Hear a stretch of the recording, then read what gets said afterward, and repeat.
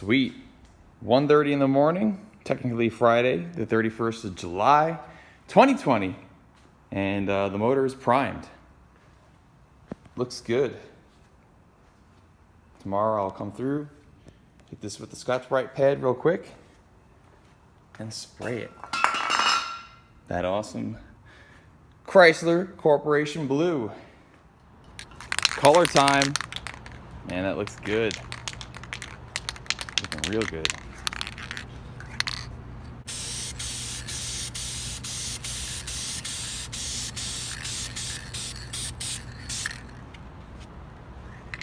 Hell yeah. I'm gonna paint that alternator bracket black. Other than that, sweet. So while this sexy piece is curing, you can put clear coat on it in a few. I'm gonna take the transmission over here and degrease it. Get this thing cleaned up a little bit. Yum. It's not gonna be shiny. I just don't want it all greasy. Not perfect by any means. Again, not looking for it to be shiny and new looking. Just wanted to get it degreased. Definitely is cleaner than it was. But you know, it's gonna put down some horsepower and perform on the street. It's cool with me. Just cleaned up this header, about to spray it, and we'll clean up the other one and do the same.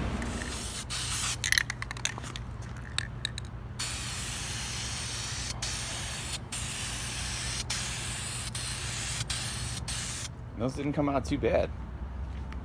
Kind of dries to a nice flat black finish. Probably burn off in a few weeks. Hopefully it looks good though still for a while. Motor looks good too. Sprayed the alternator bracket and the pulley black and it's looking good. Now that's a pretty sight. Headers came out great. Transmission is degreased. And maybe clean it up just a little bit. And that motor, woo! Shiny. It's real nice. Hell yeah. And just the fun part of unmasking it like a Christmas present. Always aim to put stuff back nicer than you took it off. Motor mounts, simple little thing, but nonetheless.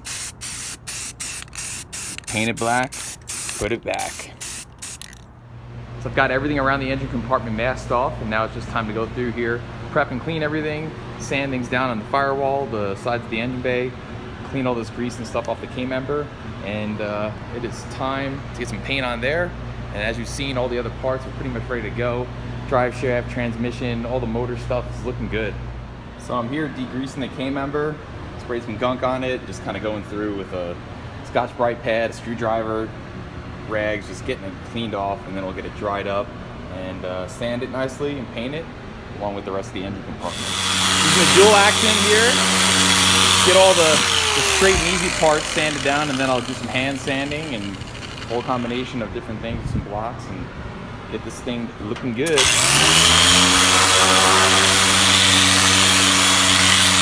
Pretty much ready to, got the engine bay pretty much ready to go here for paint. Let's do it. Hell yeah. Some nice semi-gloss. Looks really good. No, it's not perfect, and I didn't want it to be perfect. And no, it doesn't match the color of the car, because this car is just the whole hodgepodge of cool stuff, and I drive it. It's gonna rust again eventually. Someday down the road though, but this motor looking fresh and nice. That engine bay, look at the difference between a new and old transmission filter. That is bad. Glad we pulled that apart and replaced that. So after some recommendations from some friends and a little more research, I've gone with the Autolite 85s actually. So I'm gonna swap out the Champions on the motor. The 85s I think will do a little bit better for the car. Not every day you get to pick up a dirty tranny off your fixture table, but when you do, it's an honor. Oh yeah. Go up, caught in the pocket. Nice. Put it on! I got the torque converter. I don't care, put it on! Engine and transmission going back in. There is a 4-barrel on here, Sheldon, in case you're wondering, but it's not a double bumper. So another cool thing I'm adding is an AEM wideband air fuel ratio sensor, and I just drilled here with a step drill bit into my driver's side header.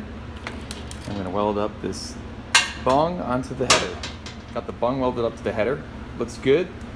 Threads on in. Now let's go get this thing on the motor because you have to put the motor in with the headers kind of going at the same time and get this all back together. So I just secured the motor mounts on both sides of the engine.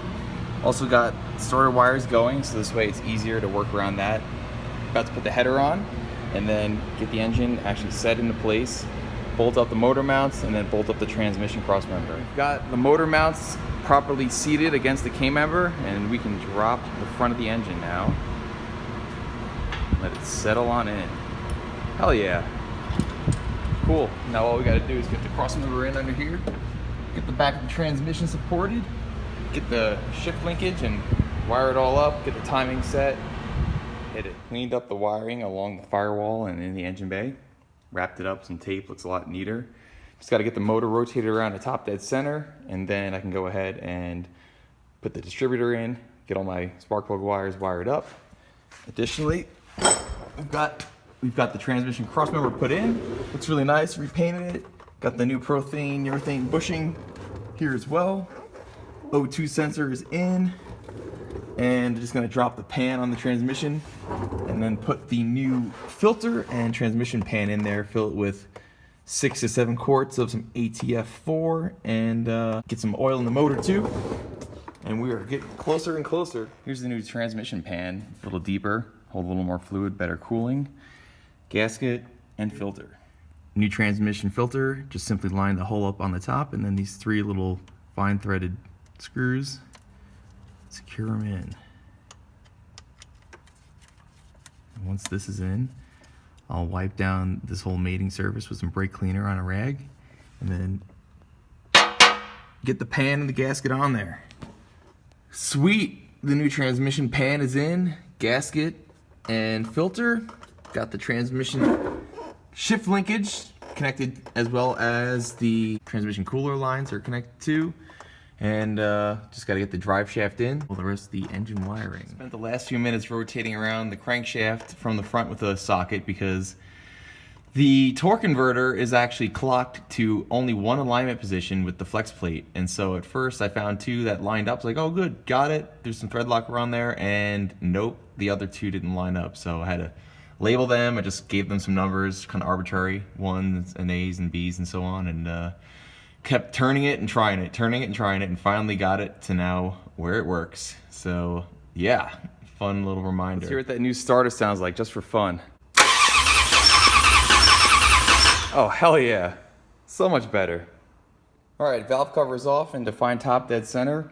We're waiting for we're waiting for the intake valve right here, right? This one obviously corresponds with your exhaust. This one's your intake valve for cylinder number 1. As the engine's gonna rotate around, this exhaust valve is gonna be pushed down by the push rod here through the rocker arm. And once that gets pushed down, that opens the valve, letting air into the cylinder. Right once that valve goes about to close, we can then watch on the dampener and hopefully see it coming around to line up with the 0 on the tab here on the side.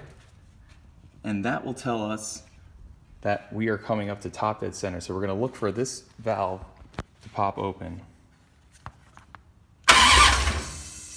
All right, and so it's going quick there. All right, so the exhaust just went. I just watched that exhaust valve close, come up, and as I'm rotating the crankshaft around here manually with the ratchet, I am seeing my alignment mark here on the damper coming close to the 0 tab.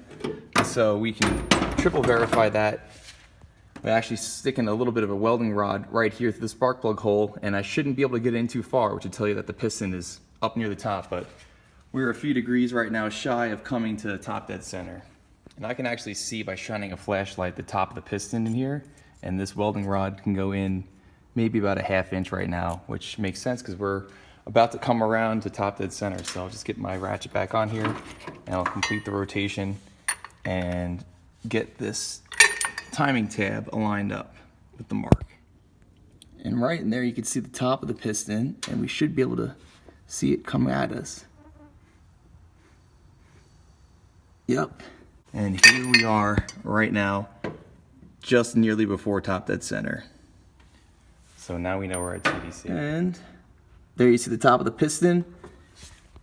And here we are aligned with our 0 mark and the mark here on the dampener. So now that the engine's at top dead center, and we can drop that new distributor in there and run all of our plug wires. Just lubed up the base of the distributor and the gear inside here on the cam, and we're about to slap this bad girl in there.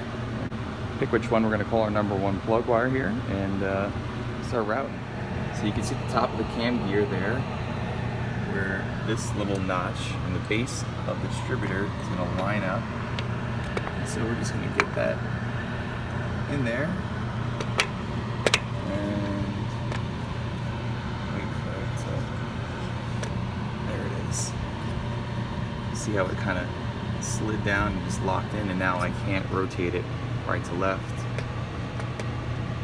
There we go. Now we're in. And if you pop off your cap now, you'll see you can rotate the body, but the rotor shouldn't be moving. So that's telling you that it is now locked in there, and basically now, so the rotor here in our distributor is pointing pretty much right here, right? So we're gonna make a little mark just to give ourselves an indication. Now, we place the cap on top. Place the cap on top. We can see here, we're aligned right here pretty much with the rotor. So this is the one, we're gonna call this our number one spark plug wire and run that to cylinder number one, and then go around and label all of them and get the plug wires put up. All right, so this is our number one. And we just check the tension on it too, make sure that the actual cap can't rotate relative to the base of the distributor, and it does not. So our fancy little Earl's fuel filter down here, about to run a nice aluminum line up this way to the carburetor. Just set up the linkage and springs on the carburetor and just testing it out quick from inside the car, making sure that we've got full range of motion, good snapback. Feels good. Had to mess with the angle of this bracket just a little bit, bent it upward, so this way there was no binding on the cable here, because it was kind of straight out, heading up to the carburetor. So it looks good. And is that this nice fuel line that I got for the carburetor runs kind of straight right into the distributor.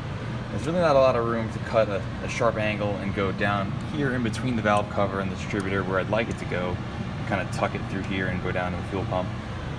Coming out and around this way would just be kind of a long turn, so I'm thinking I'm just going to come straight out and curve around and over the distributor and then go down to the fuel pump. But I'm going to use some wire, some welding rod here, so I can actually map it out and then continue bending it here in the aluminum line. Just use my tube cutter, and we'll get a nice flare on these ends when we're done. Got the rough shape of where I want this line to look, and we'll get it put in. All right, I'm pretty happy with that. Coming off the fuel pump there, going up, bolted here to the side of the head, coming around, giving us a little bit of clearance around the distributor, and going right to our fuel line to the 750 Holly. Cool. Now I just got a couple more things to do here. Run the plug wires, get the alternator on there, get the power steering pump, radiator, and get the sending unit for the oil pressure sensor and the water temperature sensor. I love crimping and making my own spark plug wires. Oh yeah. Take that, put it in the little booty, put it on the distributor. Get that nice bend over the metal element on the brass piece, and we'll just get some dielectric grease on there and put it into the boot. Classic zip tie wire separators. So just kind of go like that, loop them all through, and then cinch them down and snip it off like so.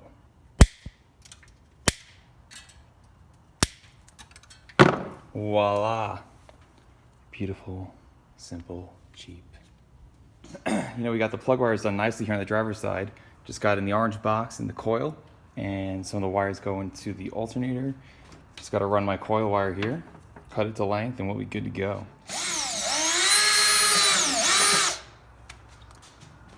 Caleb over here hooking me up with some riv nuts so I don't look like a total savage. Just Hopefully they don't fall out. finishing part of the car will look great. Everything else, hackery. Hit it. first startup since the rebuild.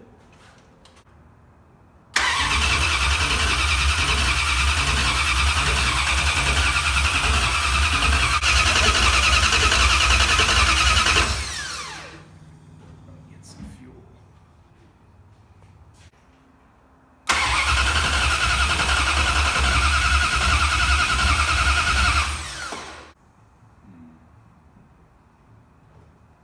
The starter wire.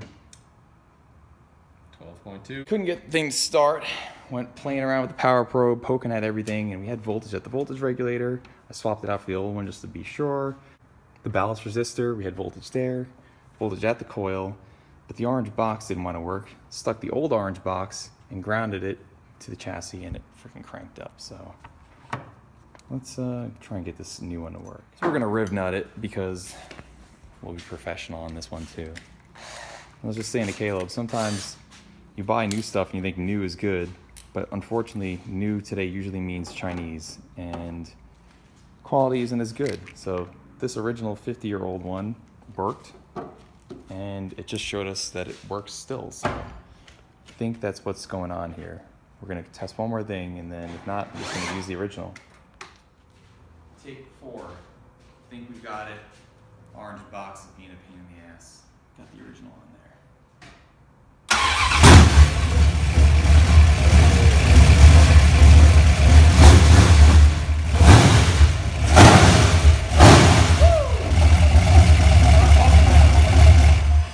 Hefty is back. Better than ever.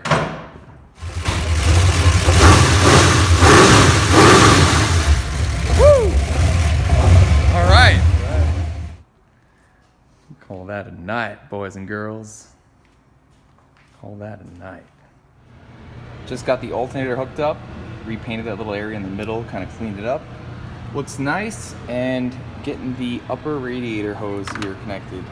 Some nice new stainless clamps to go around it. And there we go. Get this baby tightened down. And that pretty much wraps it up for the engine bay.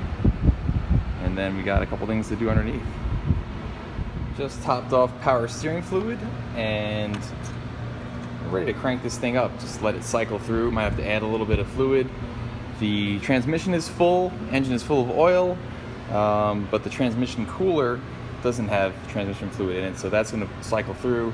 It's going to drop down the level. Just have to top off the tranny a little bit, but damn, that motor looks good. Let's crank her up real quick, just for fun.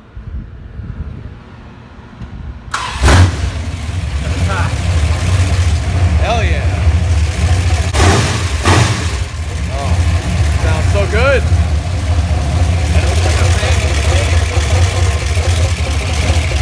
Cool.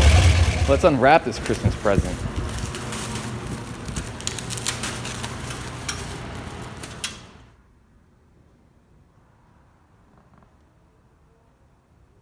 That looks good. No, that looks freaking beautiful. Look at that.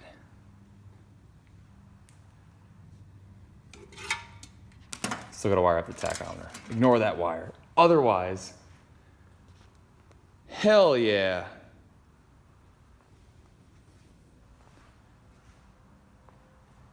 Hell yeah.